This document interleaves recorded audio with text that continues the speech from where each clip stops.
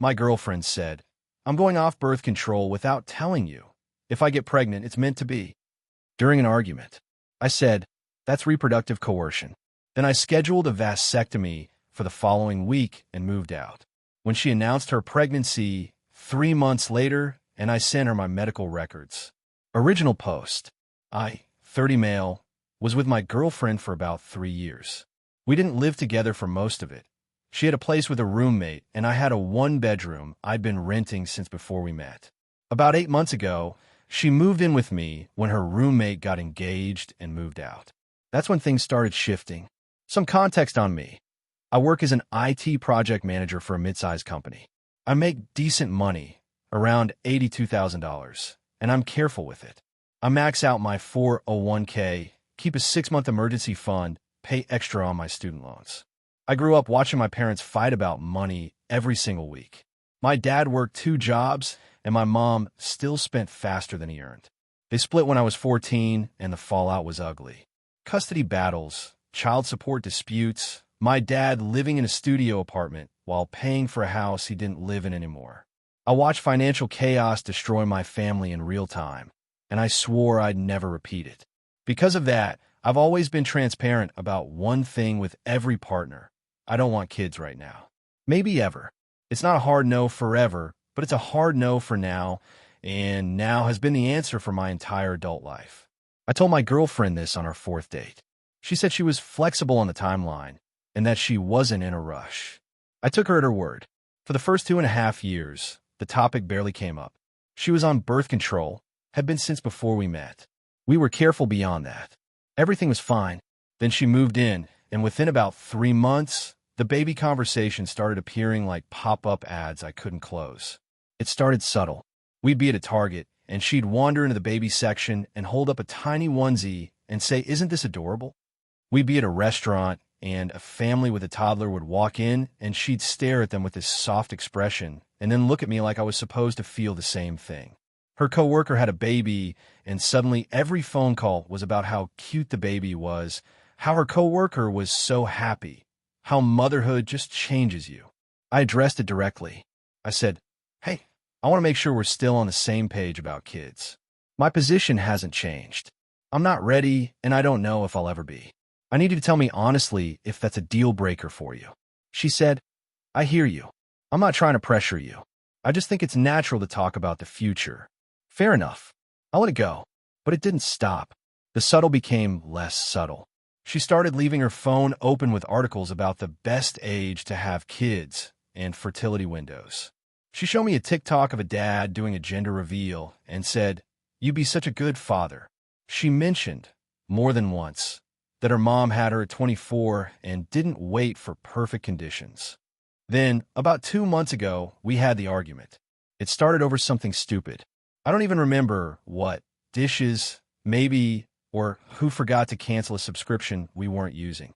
One of those fights that's not really about the thing it's about.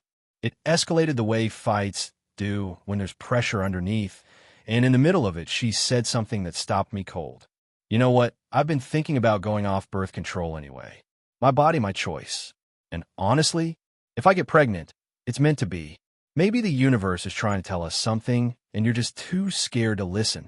I stood there in the kitchen holding a dish towel, and I felt something click off inside me. Not anger. Something colder. Clarity. I said, "What you just described is reproductive coercion." She rolled her eyes. "Oh my God, don't be dramatic. I'm talking about trusting the process. You're talking about making a unilateral decision about both our lives by secretly stopping contraception and framing a potential pregnancy as fate. That's not trusting the process. That's trapping someone." Trapping? Are you serious right now? I'm your girlfriend, not some random. Doesn't matter who you are. If you remove my ability to make informed decisions about reproduction, that's coercion. Full stop. She laughed. Actually laughed. "You sound like a Reddit post." I didn't laugh. I said, "I need you to tell me right now. Are you still on birth control?" She hesitated, just for a second, but I caught it. "Yes, I am. I was just talking." God, that hesitation lived in my head rent-free for the next 48 hours. Because here's the thing, I'd noticed something else. Her pill pack, which she kept in the bathroom cabinet, hadn't changed position in about 3 weeks. She used to rotate it daily. I'm observant about patterns. Occupational hazard of project management. The pattern had broken, and I hadn't registered it consciously until that argument. I didn't accuse her. I didn't check her pills. I didn't go through her phone. I did something else. The next Monday morning, I called a urologist. Made a consultation appointment for that Thursday. At the consultation, the doctor walked me through the procedure, 20 minutes, local anesthesia, minimal recovery. I asked how soon I could schedule it. He had an opening the following Tuesday. I took it. Tuesday afternoon, I went to the clinic alone. My buddy from work drove me, because you're not supposed to drive yourself home after. He sat in the waiting room playing Candy Crush and didn't ask questions because he's the kind of friend who knows when to just show up. The procedure took about 25 minutes. I went home with a bag of frozen peas and a follow-up appointment in 8 weeks for a sperm count confirmation. I didn't tell my girlfriend. Not because I was being secretive, because I'd already made a bigger decision that I hadn't told her about yet either. I was leaving.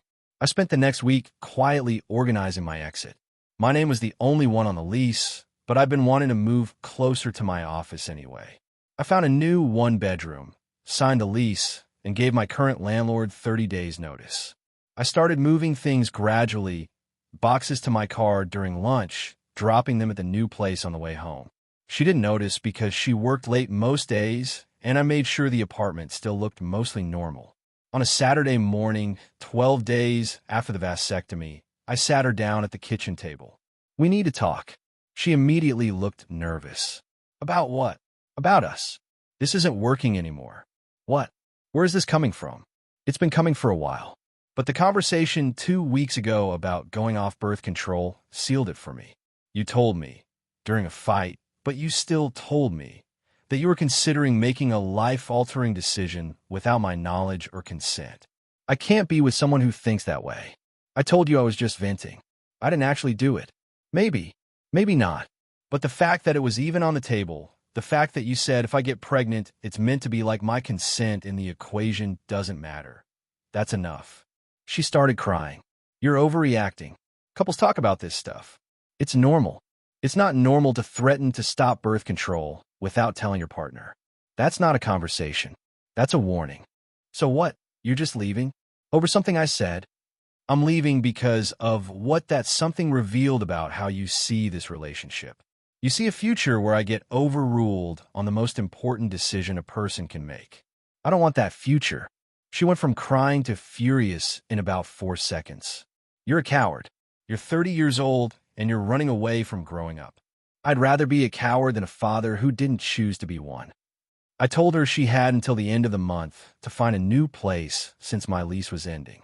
I'd already arranged the new apartment. I gave her the full 30 days, offered to help cover her deposit if she needed it, and said I hope we could do this without it getting ugly. She said, "It's already ugly. You made it ugly." I moved the rest of my stuff out that weekend. She stayed in the apartment for the remaining 3 weeks. We didn't speak. Reddit, I know some of you think the vasectomy was extreme. Maybe it was. But when someone tells you they might secretly stop preventing pregnancy and calls it fate, you either take them at their word or you gamble with an 18-year consequence. I chose not to gamble. And honestly, sitting in my new apartment with my frozen peas and my clear conscience, I'd make the same call every time. Now here's the part one haven't told you yet. She doesn't know about the vasectomy. And about 3 weeks ago, she came back into my life with a very specific announcement. That's for the update. Update 1, 4 days later. Thank you to everyone who responded. A lot of you had questions, and some of you had concerns, and I want to address a couple things before I get into what happened. First, yes, I've had my follow-up. 8 weeks post-procedure, sperm count came back at 0. The urologist confirmed I'm sterile. I have the lab results in my medical file and a copy in my email. This becomes relevant. Second, a bunch of you asked why I didn't just tell her about the vasectomy. Honestly, because it wasn't her business anymore. We broke up. My medical decisions after the breakup are mine. I don't owe her a disclosure on a procedure I got after I decided to leave. The vasectomy wasn't a weapon. It was a safeguard. There's a difference. Now, the announcement. 3 weeks after the breakup. So about 5 weeks ago from today, I got a text from her at 9 p.m. on a Sunday. I was on the couch watching football and eating leftover pizza. My phone buzzed, and I almost ignored it because I'd muted her contact. But I saw the preview. Her, I need to talk to you. It's important. About us. I didn't respond. She sent a follow-up 20 minutes later. Her, I'm pregnant. I stared at that text for approximately 1 second before a very specific calm settled over me. Not panic, not anger. The calm of someone who studied for the exam. I wrote back, that's not possible. Her, it is. I took 3 tests, all positive. It happened before you left. Quick math. I moved out roughly 7 weeks prior. My vasectomy was 12 days before the breakup conversation. But, and this is important, I hadn't slept with her in the final 3 weeks of the relationship. After the birth control argument, I'd been sleeping on the couch claiming back pain from a work injury. She hadn't questioned it because she was busy being angry at me. So either she was claiming a pregnancy from over 10 weeks ago that she was just now discovering, or the timeline didn't add up at all. I didn't say any of that. I just wrote, we should talk in person. We met at a diner the next day. Neutral ground. She walked in looking different, not visibly pregnant. It would have been early if it were real, but she had this energy. Triumphant, like she was holding a winning card. She sat down across from me and put her hands flat on the table like she was about to make a business presentation. Her, so, I'm pregnant. And before you say anything, I know this isn't what you wanted. But it's happening and we need to figure out how to handle it. Me, when's the due date? Her, I haven't been to a doctor yet. I just found out. Me, you just found out.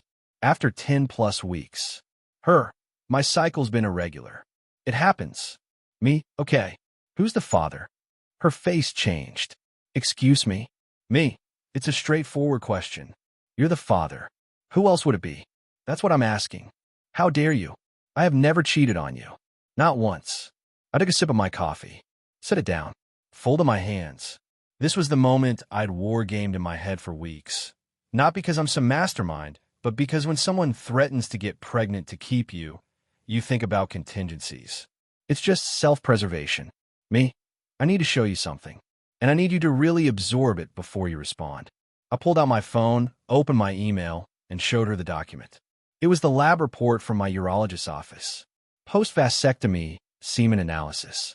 Date of procedure clearly listed. Sperm count, 0. Confirmed sterile.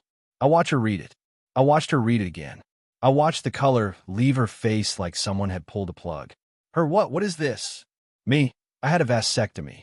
2 weeks before I moved out. Confirmed sterile 8 weeks later. That document is dated, signed by my urologist, and part of my permanent medical record. Her, you got a vasectomy and didn't tell me. Me, we were still together technically, but I'd already decided to leave. My body, my choice. Sound familiar? She didn't catch the call back. Or she did and chose to ignore it. Her, this doesn't change anything. I'm still pregnant. Me, then the baby isn't mine. Because I'm physically incapable of fathering a child. So either those 3 tests are wrong, or you need to have a different conversation with a different person. She stared at the phone screen, then at me, then back at the screen. I could see the machinery working, the recalculation, the scrambling for a new angle. Her, the vasectomy could have failed. That happens. I've read about it. Me, my sperm count is 0. Confirmed by a lab. That's not a failure. That's a result. Her, labs make mistakes. Me, I'll get retested if you want. But while we wait for those results, I'd like you to go to an actual OB/GYN and get a blood test confirming the pregnancy with a date estimate. If you're pregnant, and if by some miracle of failed medicine I'm responsible, a paternity test will prove it. I'll cooperate fully with a DNA test. But we're doing this the medical way, not the text message way. She picked up her purse and stood up. You're disgusting. You mutilated yourself just to avoid having a baby with me, and now you're calling me a liar. Me, I didn't call you anything. I showed you a medical document and asked for verification. That's not an accusation. It's due diligence. She left, didn't touch her coffee. I stayed, finished mine, and tipped the waitress because she definitely heard the whole thing and looked like she needed hazard pay. That evening, the text started. Not from my ex, from her mother, her mom, I am appalled at how you're treating my daughter. She comes to you with life-changing news, and you show her vasectomy papers? What kind of man does that? Me. The kind who wants to verify the facts before accepting responsibility for a child that may not be his. Ma'am, the math doesn't work. If she's pregnant, I'm not the father. I have medical proof. Her mom. Medical proof can be wrong. Doctors make mistakes every day. Me. Then she should have no problem agreeing to a paternity test. Her mom. She shouldn't have to prove anything. A woman tells you she's carrying your child, and you believe her. Me. With all due respect, a woman told me she was considering going off birth control without my knowledge. I responded by making sure that couldn't happen. If the trust was there, we wouldn't be in this situation.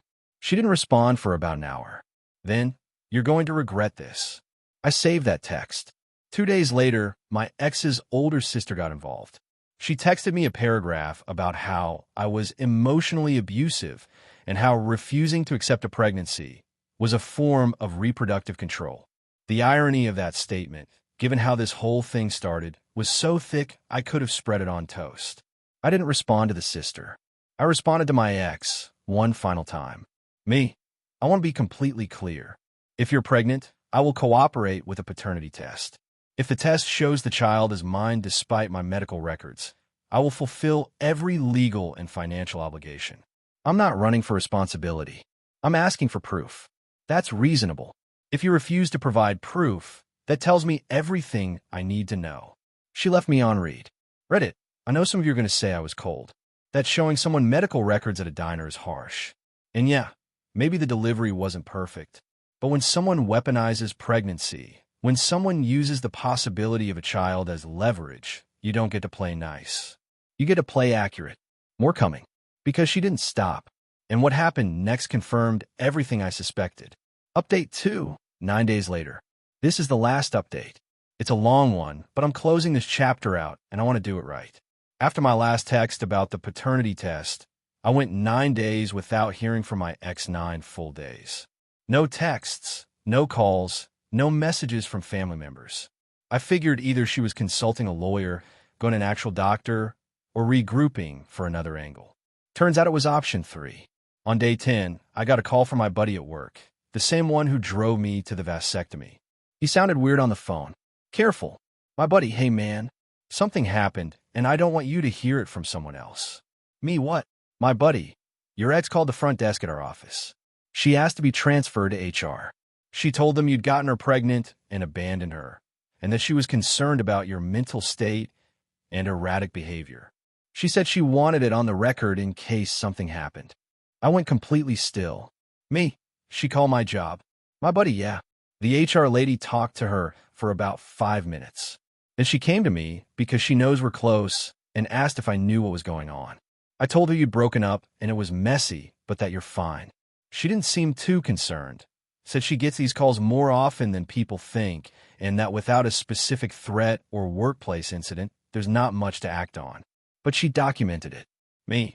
So there's now a file somewhere in my company because my ex called and lied about me. My buddy. Basically, yeah. I'm sorry, man. I hung up and sat at my desk, vibrating with a kind of anger I hadn't felt yet in this whole process. Because up until this point, everything had been personal.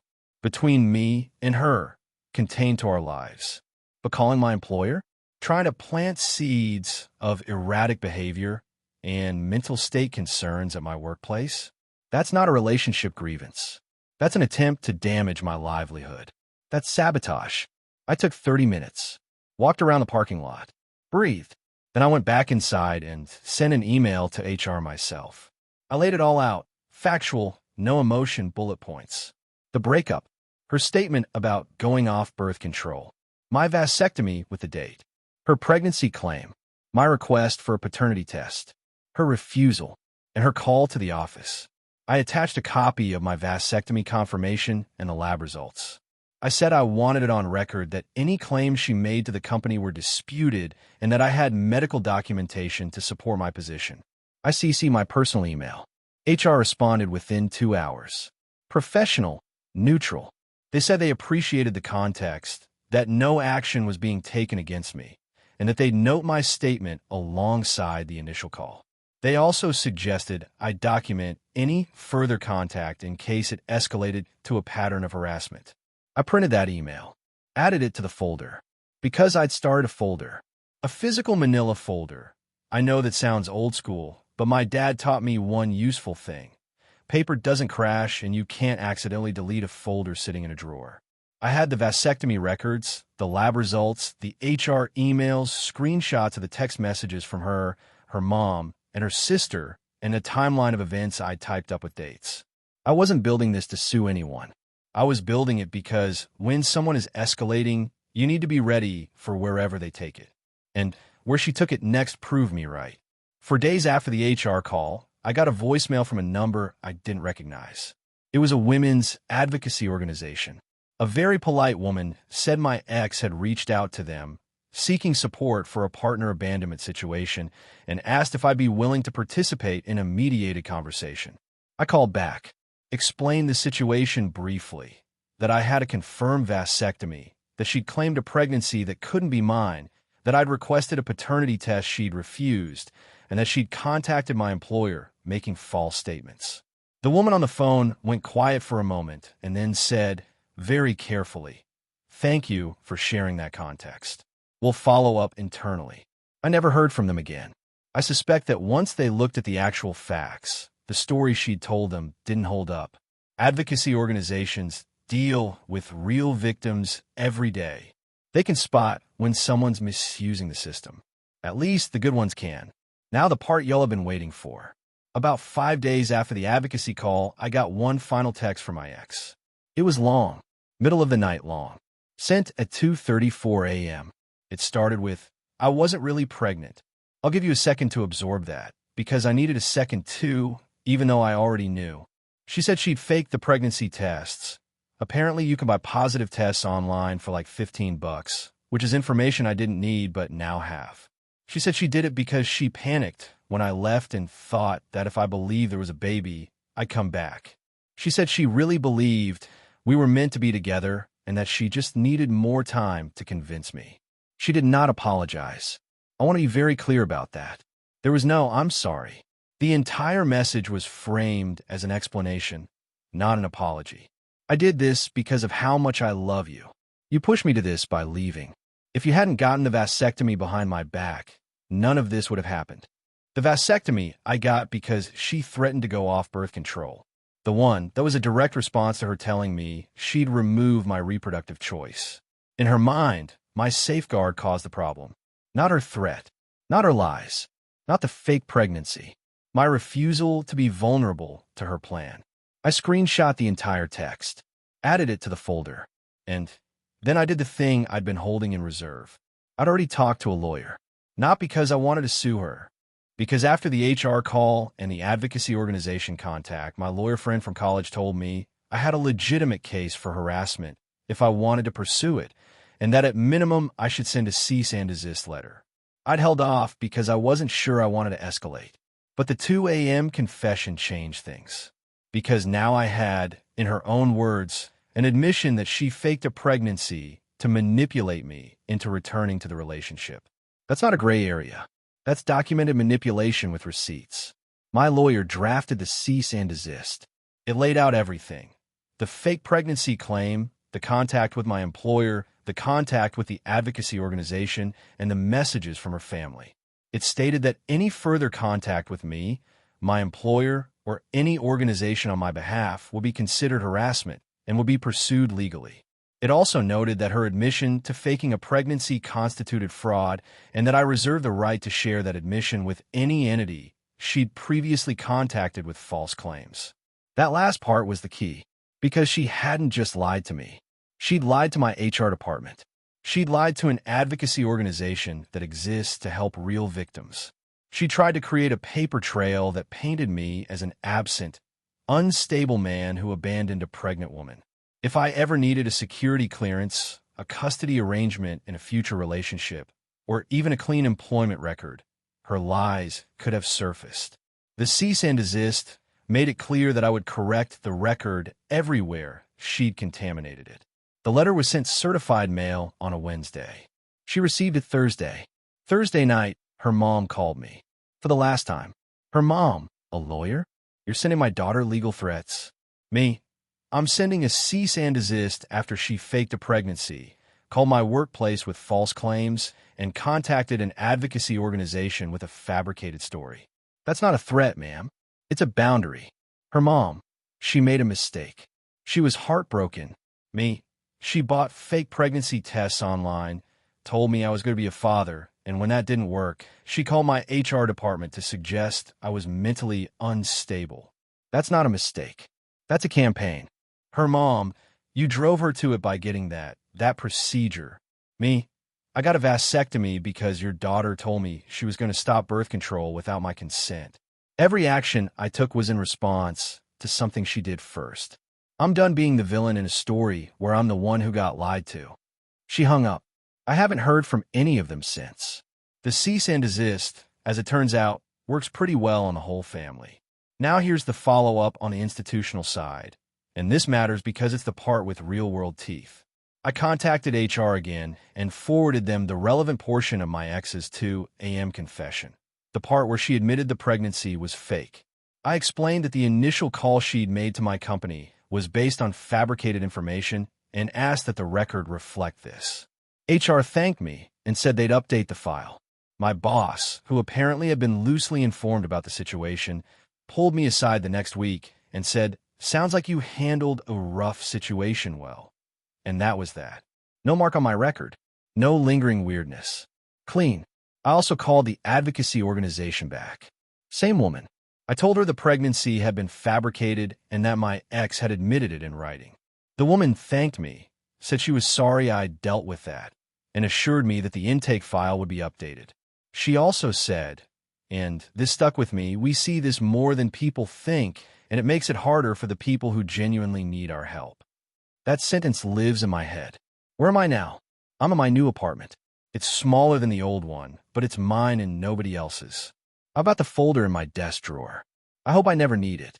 The vasectomy scar is barely visible, and I feel fine. I haven't dated anyone new, and I'm not in a rush. The thing people don't tell you about situations like this is that being right doesn't feel good.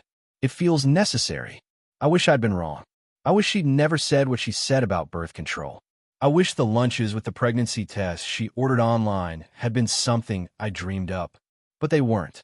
And the moment someone tells you they're willing to override your consent to create a life, you have two choices: believe them and act, or hope they didn't mean it and gamble.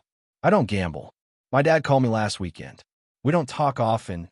Our relationship is complicated, a lot of baggage from the divorce. But somehow he'd heard through the family grapevine about the breakup. He said, "I heard your girl pulled some stunts." I said, "Yeah, she did." He was quiet for a minute.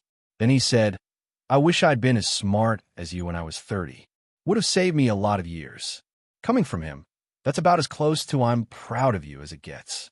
So that's the story, Reddit. I'm 30 years old, sterile by choice, single by necessity, and sitting in a quiet apartment where nobody's secretly planning my future without me. The frozen peas are long gone, the folders in the drawer, and the ring I was starting to shop for before everything went sideways, still in the search history of my browser, which I cleared last night. Some things are meant to be, and some things are meant to be prevented. Take care of yourselves. And if someone tells you what they're willing to do to you, believe them the first time.